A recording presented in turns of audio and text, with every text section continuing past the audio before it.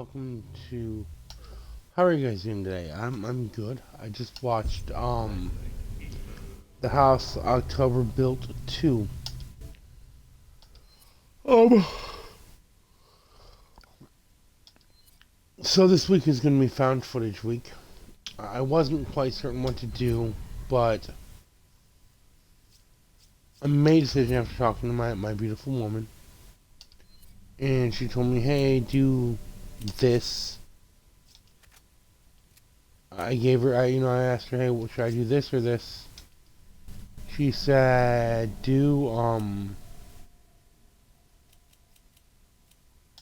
I said, "Should I do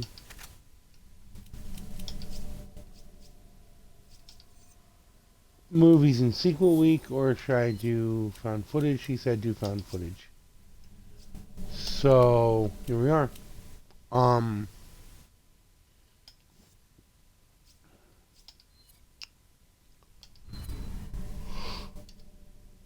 Okay, so I thoroughly want to say, well, before I start this, quite often,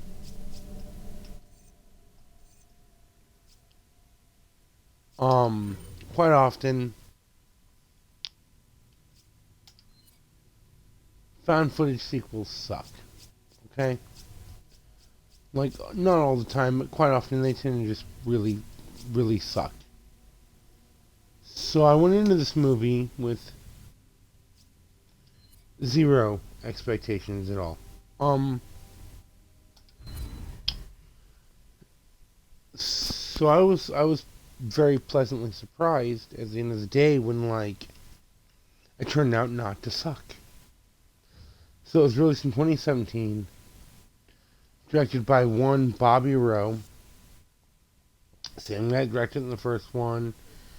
He's the same guy, the same actor, same everything as the first one. So the second one starts out immediately after the first one ends. So the first one happens, and then the second one happens immediately afterwards. It is great. It is nice. Um, from second one, they have a mystery they're setting up. You have an idea of what the mystery is. You think you know what it is, but um, you have an inkling of what it is, but you don't actually know what it is until you get to the place they're searching for. I believe it's called Hellbent.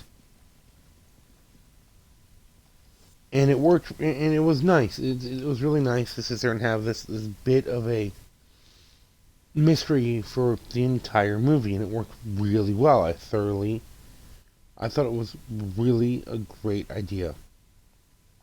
Um, Definitely gave the film more purpose other than halfway through the movie. Oh, the Blue Skull exists, or Blue Skull, yeah, Blue Skull exists. Find them, you know.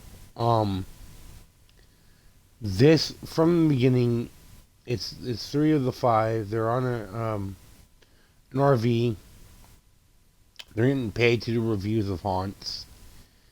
And the fourth guy joins, and then he talks the girl into joining. And it worked. It was so good. Okay. Um, I don't. There was. We're gonna talk about what I didn't like and what I did. I didn't like. I didn't like the opening credits. I felt it took away from the movie. Okay. A good. Um. A good. Um. Found footage horror film shouldn't have opening credits. Okay. I think it takes me. For me, it takes me immediately out of the movie. For me, it takes me out of the movie. Okay. Every time. No matter how many times I watch a found footage movie, the opening, like, okay, having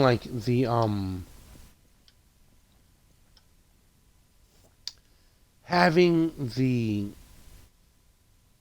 having like the title, I'm cool with that. Okay, but then like this was the title and then every actor in the movie. Okay, and I didn't like that. For me, it takes me out of a found footage movie. You know, um, it's news. It starts out there. I liked that they kept the interview segments. I liked that the opening was more of the same news segment as opened in the last one. Kind of like they're talking about, what happened last year with Coffin Girl, who is Brandy from the first one. Not gonna ruin the first one. If you want to see it, go see it or check out my review. I will probably be spoiling this movie. So if you want to watch it, this is your chance. I will give you another. This is your chance to not have the movie spoiled for you. I will warn you again when I get to the spoilers at the end. It was the same cast as the first one, which I loved. That's all 5 actors returning, which was really nice. I saw it had. I saw it had I saw it had better production values from the beginning, and sometimes that can work to the detriment of a found footage movie. I don't believe it did this time.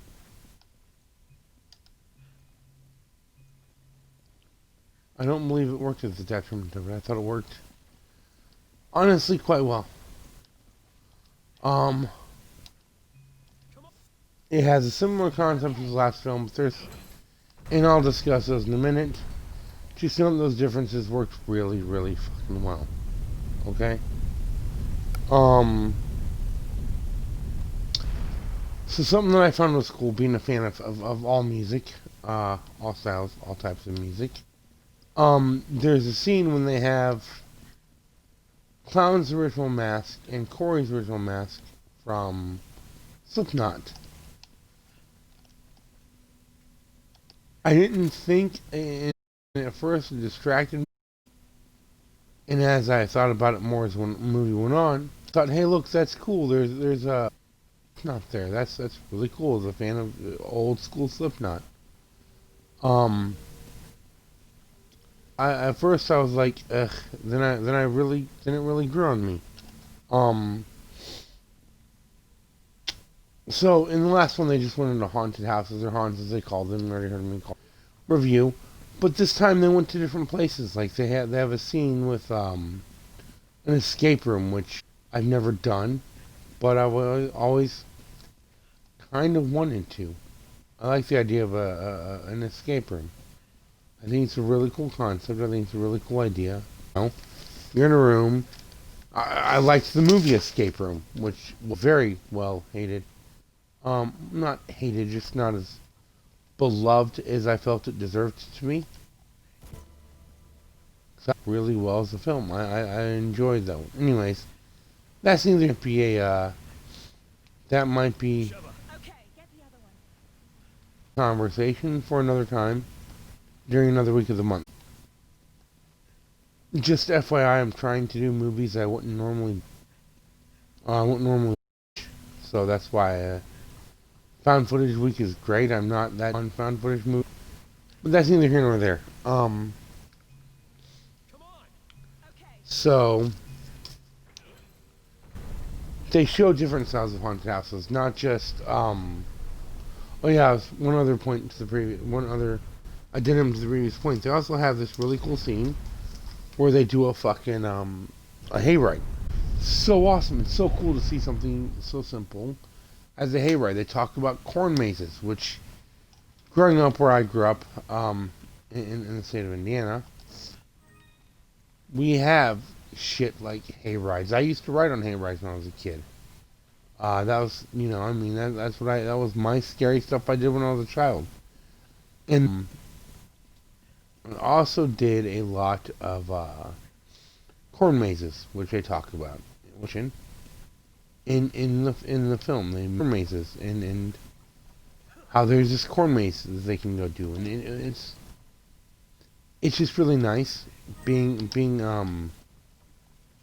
from West, seeing them talk about these things like corn mazes and stuff like that. It's so nice. All right. Okay. They also had a zombie 5K. All right. The zombie 5K was just pure fun for me. I can't do 5Ks. I'm kind of a fat guy who likes to work and then come home and watch movies and play video games. That's what I do. It's what I enjoy doing. Nothing wrong with it. Just that's me. So I did the corn maze thing and the other things when I was much younger. And it was just kind of nice to have all that going on, to see all that.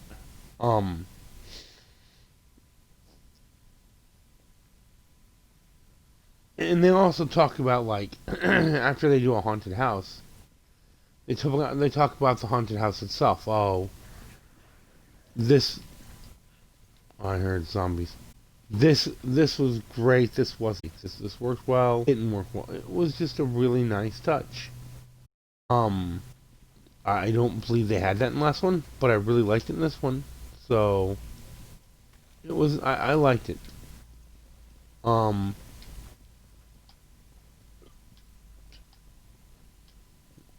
Okay. That what happened to her in the first one. Um, and it's awesome that they actually acknowledge it. They're like, oh, this actually happened. And then there's this really great. And then there's really great moments of them talking about PTSD and about PTSD and trauma and how she's dealing with it. It works really well. Wasn't ignored and it was actually something they talked about. Um,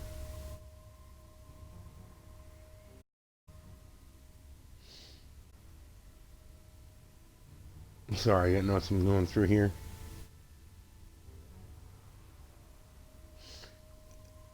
The haunted hayride when happened when they went to the the Halloween capital of the world.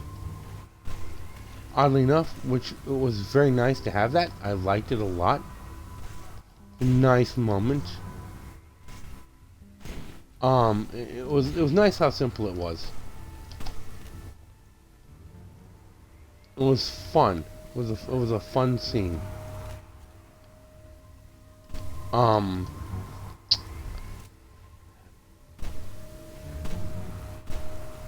they set up the throughout the movie. There's this mystery going on, in this haunt they want to go to called Hellbent. Um, I liked that they set it up. I liked what they did with it. I thought it worked really well. Surprisingly. They did so much good stuff with it. It was fun. Which is what I wanted from the horror movie. I want it to be fun. I want to have a good time with it. My pages. Um,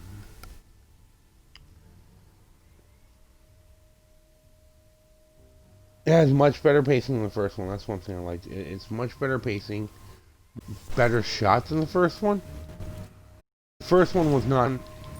Is definitely an indie flick, a thing of love, which is nice for the best film or the best filmic experiences. This works pretty well overall. The way that they set everything up, there's setup and payoff. There's a lot of setups and a lot of payoffs that worked that I liked. Continued those. They have very good setups, very good payoffs, and you actually care for the characters. Like in the last one, it was Molten Lie. I was kind of like, they die, they don't. In this one, I was actually, oh my god, I don't want that person to get hurt. I don't want this person to get hurt. You liked them, and you saw them each experience different things, different ways, and it was nice. It was a nice touch. So that was good. They have a lot of great, really simple character moments, really sweet character moments that I really liked a lot. Um,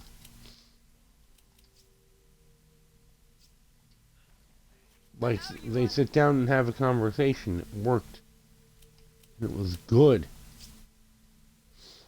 It was fun. You know,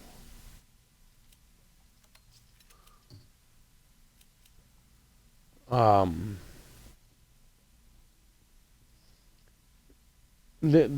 something else that's really nice about it is that they have like moments where you have them together and you have them just chilling out. That's all they're doing, just chilling out.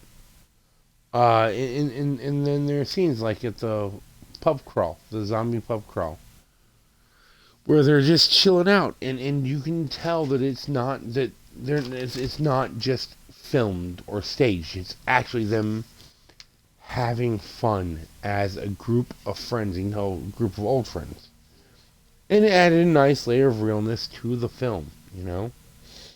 Um, there's a scene. Okay, so I love carting workers.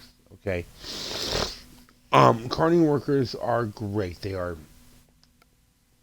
an important part of our society. Honestly, they're an important part of our entertainment. Because back in the old days, it's what it was. There was people working at carnivals and freak shows. And those people at carnivals and freak shows would make money before we had TV. And they led to vaudeville, which led to the stage getting bigger, which led to silent films, which led to talkies, which led to television, which ultimately led to YouTube and whatnot. So it was really nice to have like that throwback of old media with new media. It was really cool. There's a scene where they go to an adult haunted house. One of the characters is setting up the same laser tits. Sorry, language, but I'm talking about this thing called laser tits, and I'm like sitting there, like, what the hell is this shit? What the fuck is laser tits? And it's a simple set off with a very good payoff at the ultimate end of the movie, and it was fun, ridiculous, stupid, over the top, and that's the keyword I want to take away from this. This movie was actually a lot of fun. I enjoyed everything about it. I liked the characters, like what happened with the characters. I liked how it was a continuation of the first one. I liked how it kept built on it. How it built on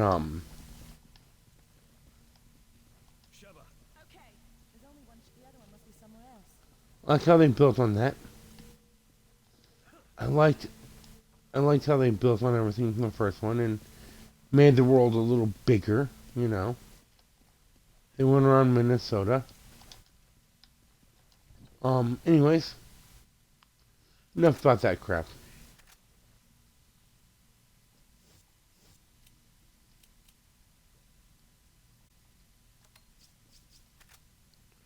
Oh, so that was nice. Uh, in this haunted house, the haunted house of which I'm speaking, the one where the haunt in which they were doing their thing, they have this really cool scene where they're walking through the haunted house, and they're walking through this haunted house, and lo and behold, in the middle of it is a German doctor. Is a doctor doesn't say anything with the metal arms. His mask's there, and I'm like, oh shit, that's fucking cool. I thought it was cool. I thought it was a great touch. I thought it was fun. Um, Now it's very well shot. Okay, and having a bigger budget, it's more cinematic. Not bad. Cinematic is not always bad. Usually found footage, that becomes bad. More so in this case, it does not. I actually liked how that's what happened. You know,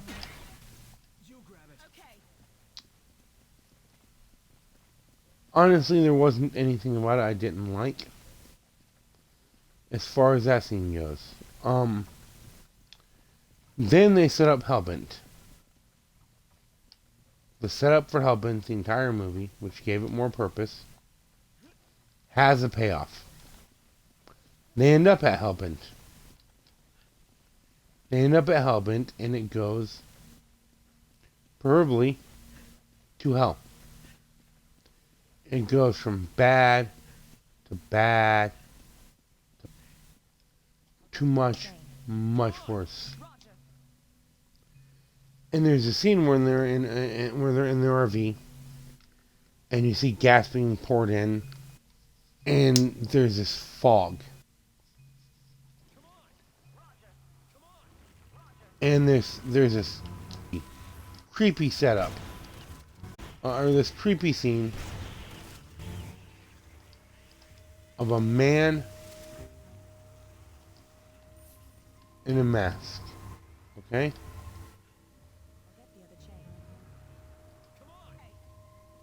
Or yeah, scene of a man, mother, a man in a mask with a gas in, and I'm like, okay, what the hell's going on here? And they set it up so well, effectively. Because you see the guy in this blue light, and he's there, and then he's not, and it worked so effectively. I was legitimately in shock as to how well it actually worked.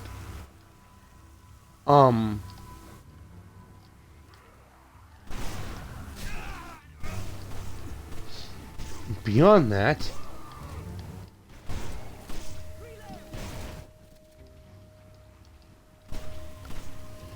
okay, so they set up this. Yeah, the setup for Hellbent has a payoff. Okay, and there was one setup for the entire film, and the setup gave it purpose, and it worked out. And the introduction of Hellbent worked so well. Okay, there's scenes in Hellbent. Okay, this is the point in which I'm going to be getting into spoilers at the end of this. So if you want to see either of these movies, check them out, or you can watch to the end. I'll give you my final rating. You know what? I'll give you my rating now, just in case you're interested. Solid 7 out of 10. Last one was 7.5. It's not better than the first one. It's almost as good, not quite perfect. Okay? I discussed the issues, the big glaring issues with it. One of the glaring issues is that it is a sequel to a found footage film. It's got a bigger budget. Those are glaring issues. But at the same time, they make it better. So anyways, now to the spoilers. You've been warned. You got my short stuff. So if you're still here, thank you for watching this far. Sorry it's taking me so long. So they show up at Hellbent. They walk them inside, and it is pure silence minus the background music. The background music is a mix of, I believe, like just regular instrumental and a bit of licensed music. Okay. But it works so well. Silence can be as effective and creepy as actual dialogue in a film. And actual screams and loud noises and bangs and bangs and all that shit. No. Silence minus the music. It works very well. I loved it. I honestly thought it worked so well for that. But then they take him to this room, and there's a black light, and the light's on, normal. And then the black light is off, and then the lights go out, and the black light comes on, and everyone's knocked out by people behind them. But the use of black light is so effective. Instantly, you notice it, you see it, you know what's going on as soon as you see the black light.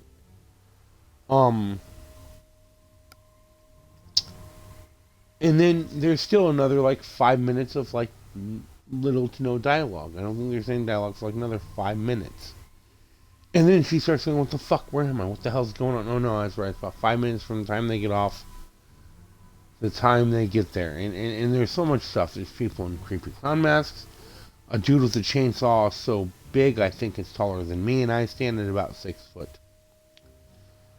And then they go into this room and they're knocked out, like I mentioned. Blacklight, excellent use of blacklight and colors, and these rags they're using are glowing green, and it's so fucking cool.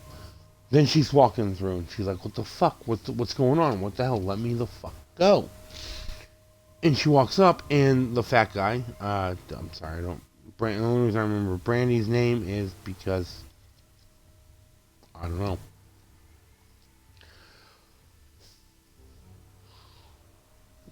And she walks up, and it's a big guy, and his face is being burnt off. And they're moving her on, and it's another one of the guys, and it's her other friend, and his arm's getting cut off. And then they move on past that, and it's another one of her friends, and they're waterboarding him with blood, and it's so creepy the way that he's just in there. Gets out, he's choking, he's gagging, he's coughing, and then thump, he's killed by a brick, right? And then you get to she finds her fourth friend, and he's hanging from the ceiling, like they mentioned in the first one that there was a guy who changed out his noose and killed himself at a haunt, and he's hanging from the ceiling. And then the porcelain doll girls walk in, and I don't know what it is. Porcelain doll girls are my kryptonite for fear, man. I mean, I can handle the goriest, bloodiest, quote-unquote scariest movies ever. I sat through all 6 Paranormal Activities. The first time I watched the first one, I was like, that movie sucked. I sat through Hereditary, which people say is the most terrifying movie they've ever seen. As soon as I got done with it, I was like, that movie sucked. This movie this movie actually does something most horror movies doesn't do. It gets porcelain doll girls in there, and it creeps me the fuck out so much, because their masks are so unnatural and terrifying. With human-looking bodies, that's what it is. Their masks look like something that belong on a doll. But anyways, and she walks out, and they bring her a coffin, and this coffin is a gun, and she picks it up.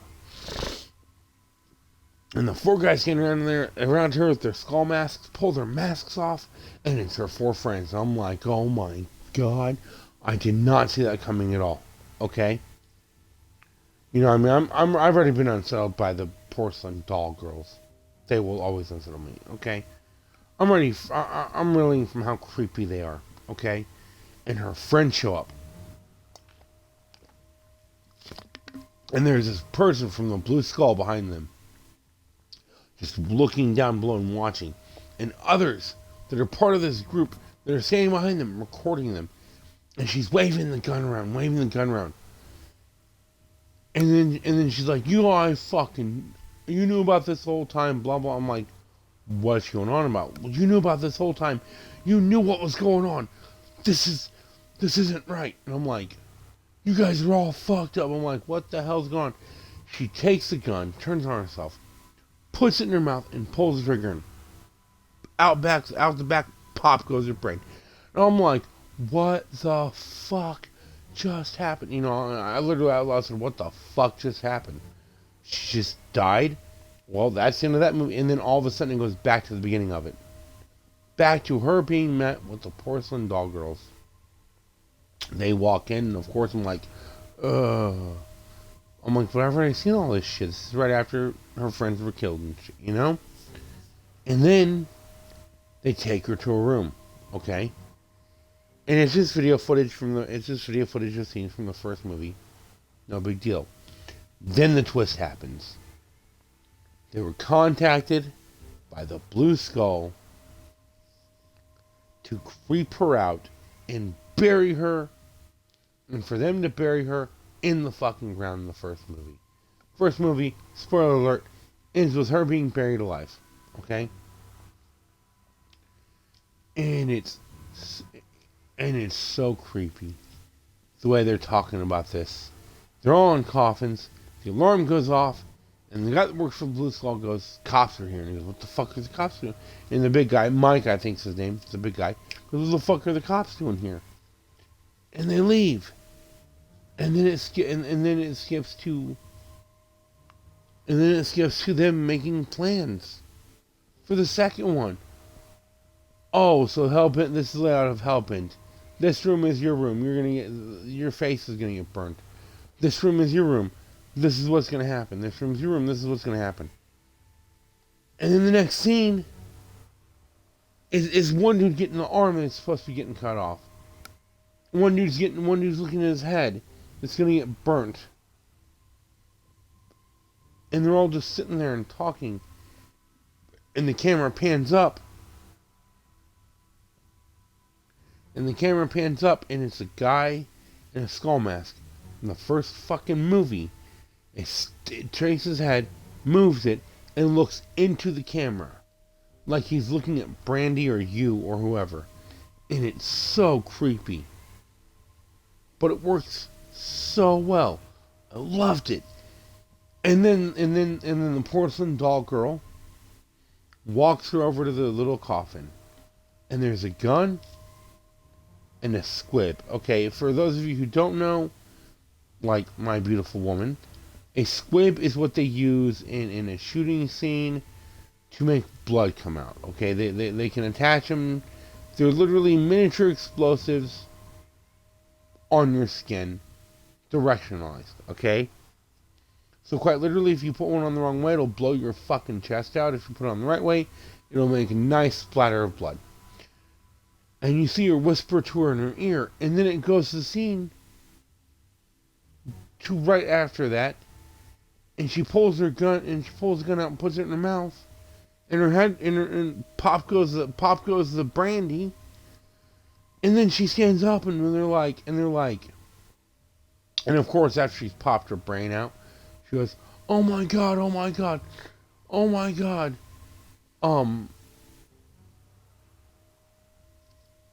what the fuck, Brandy? Please breathe, Brandy, breathe." And then she sits up and she goes, "Fuck you guys." She goes, "This is for you, and here's your stupid tricks." One character they've established in this one, he gets a shirt at every con he goes, and he goes, "Here's your stupid fucking shirt." And one dude walks up to her and she goes, "Get the fuck away from me." And the movie ends with a beautiful pan up shot to the guy in the blue mask and a gorgeous pan out shot, and it pans out from there to the little red line on a YouTube thing, and to the little red line on the YouTube thing, YouTube video, and she's talking, and it's getting, and his counts of views are going up and up and up and up, and then it cuts off to black. You see this guy walk out, and he's wearing just a black hoodie, thinking nothing of it. You know, it says, because there's a sign in the movie, said, "Seek out Hellbent." He's fixing it around. It pans over to the RV they're driving. Pans back to him, and it says, "The Blue Skeleton." Or whatever the fuck it's called. Blue Skull. I think it's the Blue Skeleton. My bad. Blue Skeleton. And it looks like he opens his mouth, and it's so fucking creepy. And then it cuts to black again, pans through. Hellbent is on this building, lined up, beautiful looking. And then it pans out to a whole shot over the water, and the credits start rolling. And it was such a good movie. Okay, that's a lie. I gotta say, after talking about that ending and the build up, the mystery throughout, everything about it, I gotta say, I think it might have been as good as the first one, so up to a 7.5. So even with the ending spoiled, I strongly recommend it. I would honestly recommend this to anyone who likes found footage. I don't like found footage, and I love both of them. The second one is good. The second one, fuck the reviews on IMDb, because I always look at reviews to see what people think of it after I'm done. And a lot of them were like, "Oh, it's not very good. It's not very original. It's a subpar sequel." Compared to the shit we're getting now in horror, remakes and sequels. That was a wonderful work of art compared to other shit I've seen. In this year alone. I'm sorry. I thought Hereditary was a piece of crap. I thought Midsommar was great. But yeah, I would honestly recommend this to anyone who likes found footage. Shaky cam doesn't shake too much, doesn't give you that feeling of, you know. Seriously. Seriously, 7.5 out of 10. Check it out, please. I cannot recommend enough. Thank you for watching. Subscribe down below. Hit that fucking notification bell. And leave a comment if you like, if you want. And leave a comment because I want to hear what you want to see. Because I got a few weeks left. Tell me ideas for a theme week you like. You know, I mean, I next week is probably gonna be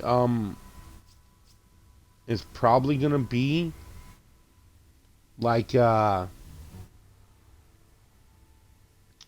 films and sequels, or it might be like a foreign week, something I haven't totally decided yet. My beautiful woman has helped me with everything so far. I might have her sit down and watch a horror movie with me one week. Who the fuck knows? She doesn't really like horror. I love horror, so I'm doing 31 and 31. So yeah, subscribe, hit that notification bell, leave a comment on ideas you want to see for a week's worth of content for this month. Hell, even leave ideas for movies you want me to review. I'll give any movie a single shot. Ask my beautiful woman, she will tell you I have watched Bollywood movies I never thought I would watch. So I'll even sit through shit like that. Just please make sure it's not going to be crap. If it's a bad movie, warn me it's a bad movie. Warn me you think it's a bad movie. Just so I know what you think. But yeah, catch you next time. Thanks for watching. Bye.